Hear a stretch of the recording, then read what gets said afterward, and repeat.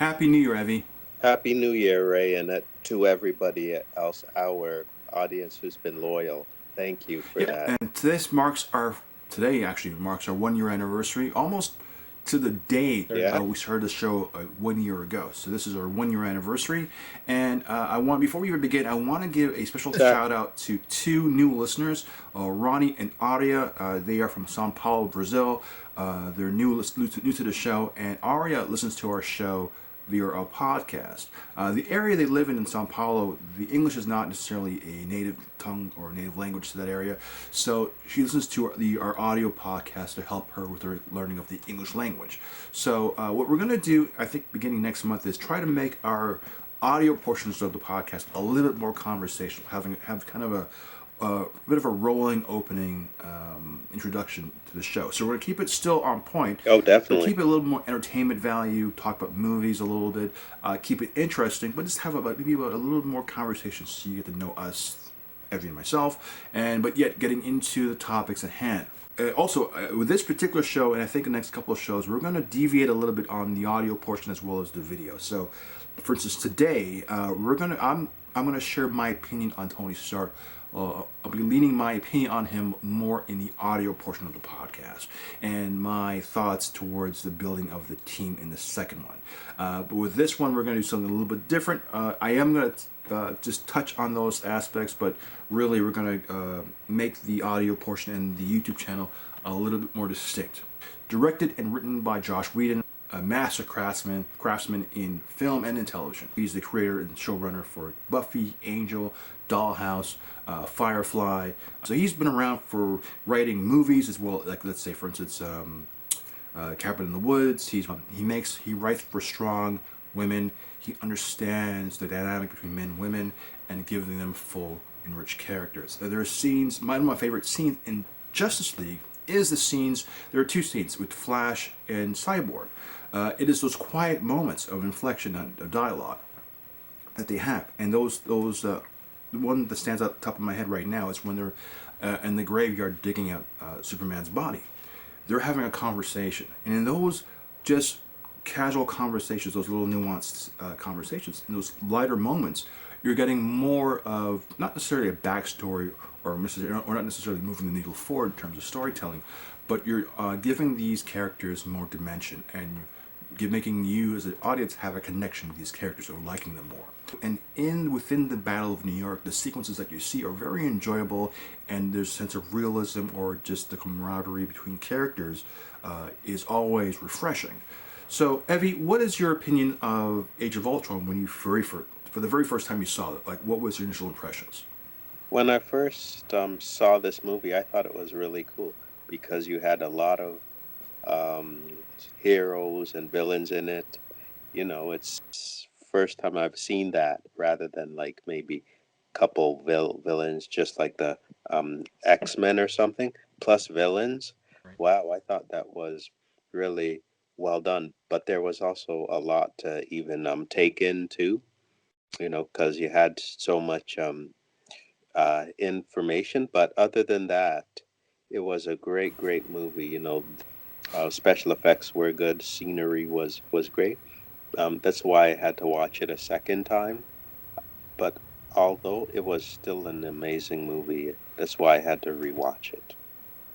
Right. Well, for rewatching it, if you put Endgame in full view of this, then there's a couple of things that stand out for me, which I'm going to say. One, it is the story arcs. I think the story arcs you see where the seeds are first initially planted. The one arc that doesn't really go anywhere is the story between Black Widow and Bruce Banner's character. It begins, it ends in this movie. And if you watch the director's cut or the deleted scene, you get a bonus of where the relationship gets killed off, which is why there's no further story with those two, which is unfortunate because I would like to see where that would have gone. But like stories, but the thing of, for instance, Scarlet Witch. She loses her family and she inherits a subsurrogate family with joining the Avengers, her new family. Yeah. This is where we get the Vision. He also joins the Avengers, being literally born yesterday, he joins the Avengers. This is his new team, his new surrogate family himself, and this is where they meet, and this is where the relationship will start to grow. Within the compounds of being a family dynamic, though with military and whatever, this is a family that they never had, both of them. Or were denied, in her case, Scarlet Witch, for a long time. So there are certain seeds that are planted here. The other thing is, this film, in my opinion, I thought this is the film where the Scarlet Witch implanted those nightmares to everybody. But in my opinion, by looking at it now, I feel that those nightmares were a distortion of a future. They were giving a glimpse of their future, though distorted and twisted in some sense. Nonetheless, each of those nightmares has come to pass. Right. With Captain America, he ends up going back to live in the past, but his motivations are the fact that he is a man out of time. He has a living nightmare. This goes back to Ultimate Avengers, the animated movie. The second one, more or less, you can see he actually has nightmares in the cartoon, and of the same thing. And that's that cartoon actually kind of shows you more detail of what the nightmares really is. Outliving everybody, he was created. He joined the army to become a super soldier, and he wakes up, with the war gone. He has no purpose anymore. There's a line he tells the Fury, "Are you getting me back into the world?" And then because he's outlived the world, the whole purpose of his experiment was to be a soldier, and that's been denied, or he's no longer valid, and everyone he loved is gone. So you get that, and then of course there is who else? Okay, the Hulk. No, because no one knows what that is, and it might be kind of weird. But like Thor, he brings Ragnarok to his people. When he meets Heimdall, Heimdall tells him, "You've killed us all." And because in the third installment, he actually brings Ragnarok to Asgard, and he destroys his home planet. So there is some truth to the visions.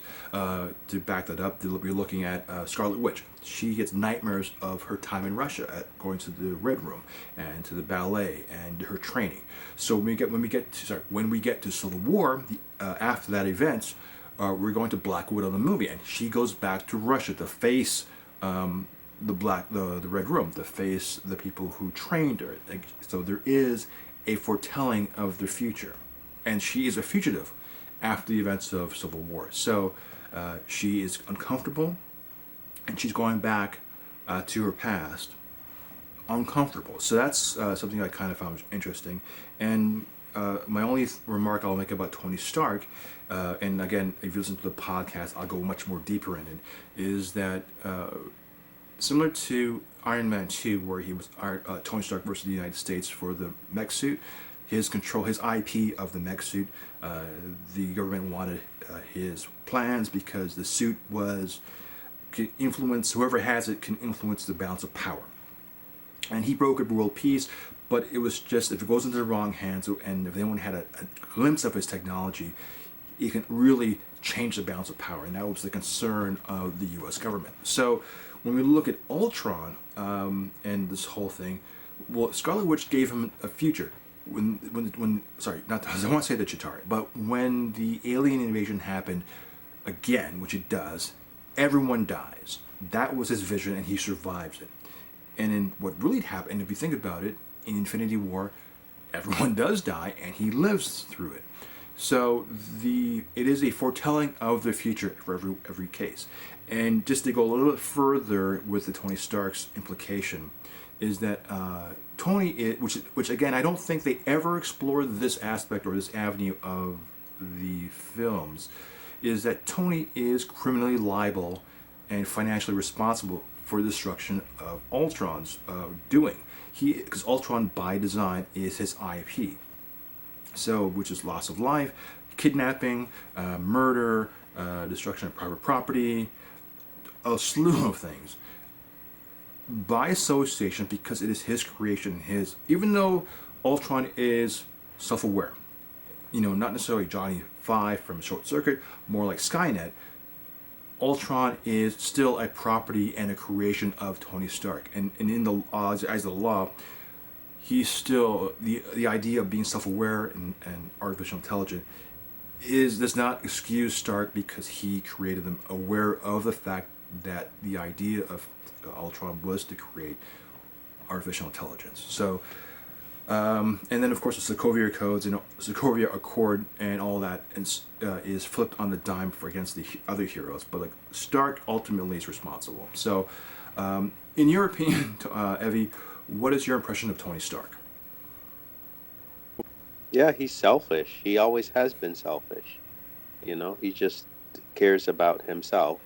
Yeah, and so like in the end of the last Avengers movies, I'm like, well, good, he died or whatever. No, but yeah, yeah, Stark is selfish, although like the last deed he did by actually taking the brunt of what who's the Thanos, right. yeah, I'm Thanos going to also guy? add one Yeah. last thing is that with Thor, if you watch the director's cut, he's being possessed by the Nords of Fate. And they kind of give the exposition of what is going on. And that's also when we get the exposition of the Infinity Stones. And when all the heroes are aware of what Infinity Stones are, and there's a chase for them, and this is what there's a big conspiracy Yeah. to grab these, and there's a darker motivation for them. Now, if you watch the movie of it's a Silent Pictures, The Mighty Thor, you get a glimpse or introduction, a physical introduction to the Nords of Fate. They introduce themselves to Odin and to Thor. We start Yeah, off you're with right. We start off with Odin's death, and then Ragnarok falling and burning, and then the death of the death of millions, including the ash and rubble of Asgard, which is Ragnarok. So, and they are a physical representation in that movie. I'm not saying that movie is good because it is not, but if you see that movie, it kind of gives you more of a physical context of what Thor was going through in the pond. But he was Yeah. possessed by them to get an understanding of the future and what his nightmares meant. And Yeah. so, if you haven't watched the movie recently and have a chance to get the Blu-ray or watch the bonus features, I'd recommend looking at the deleted scenes and maybe also listening to some of the commentary by Josh Whedon to explain uh, Thor's journey into the pond and seeing what the actual sequence actually is.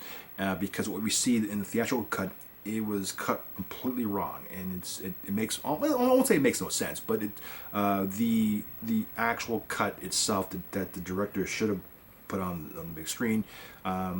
It's on the Blu-ray, and you can take a look at that. I strongly recommend that if that's one of the sour points of watching this movie. But with that, I think that pretty much covers it up.